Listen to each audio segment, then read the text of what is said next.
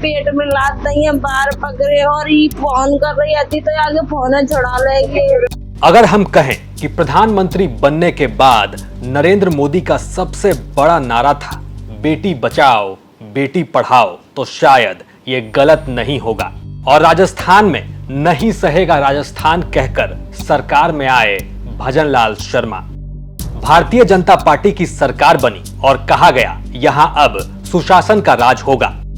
लेकिन यह कितना सही है ये आप बताइए। आप शायद भूल गए होंगे, लेकिन गहलोत सरकार जाने में एक बड़ा हाथ बढ़ते अपराधों का भी था। और शायद इसीलिए अब भजनलाल सरकार अपराधियों की कमर तोड़ रही है। कहीं अपराधियों को तोड़ा जा रहा है तो कहीं उनका जुलूस निकल रहा है। हमारी गलती होगी, आगे से किसी के साथ में बदमाशी नहीं करेंगे।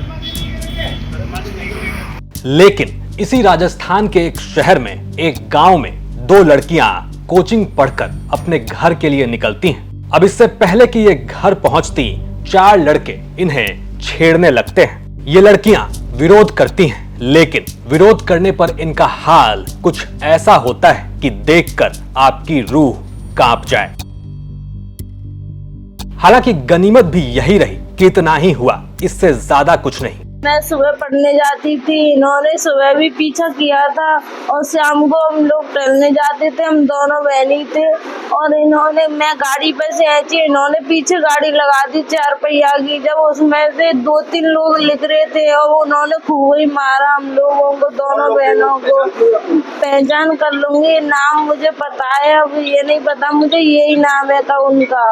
अब मैं उन्हें शकल से पहचान लूंगी, सारे लोगों को। गाड़ी में बैठे थे। और अब अगर हम कहें ये सब और कहीं नहीं, सीएम भजनलाल शर्मा के गृह जिले भरतपुर में हो रहा था, तो आप क्या कहेंगे। पहले राह चलती, कोचिंग से घर जाती दो लड़कियों को दिन दहाड़े छेड़ा जाता है और जब वो विरोध करती है, बचकर भागने की कोशिश करती है, तो उन्हें पकड़कर मार मार कर अधमरा कर छोड़ दिया जाता है। अब मैं उन्हें शकल से पहचान लूंगी, सारे लोगों को। गाड़ी में बैठे थे, उनमें 2 कट्टा थे और लोहे की पैप दई है मेरे पैर में, पेट में लात दई है, बाहर पकड़े और ये फोन कर रही थी तो आगे फोन छुड़ा लेंगे। परेशान कर रहे थे, गलिंदर आएंगे 4-5 दिन तो पहले परेशान करे, फिर बीच से हमें रुक गए आते हुए। फिर भी ने अब कल मेरा पीछे करो तो, और फिर आगे फोन चढ़ा लेंगे। और चमरिया नहीं कहते हैं, जो करे चमरिया तुमने पढ़ाएंगे, लगवाएंगे तुम्हारी नौकरी, तुम ज्यादा पढ़ गए जाते हैं, तुमने पढ़वाएंगे ढंगते हम। जाके फोन ओम प्रकाश ने छुड़ायो या को या बाजरी मंगवा चलेगे। अब आप बताइए, राजस्थान में गुंडों और अपराधियों का कितना खौफ है। 2 सगी बहनें कोचिंग से घर लौट रही थीं और रास्ते में एक कार सवार 4 लड़के उनका रास्ता रोककर उनका कुछ ऐसा हाल करते हैं कि अब ये चल भी नहीं सकती। क्या कसूर था इनका जो ये कोचिंग से घर जाते हुए अस्पताल पहुंच गईं? और किन लोगों ने इनका ये हाल किया? फिलहाल भरतपुर की चिकसाना थाना पुलिस इसकी जांच कर रही है। थाना क्षेत्र चिकसाना की 2 बच्चियां यहाँ हॉस्पिटल में एडमिट हुई है।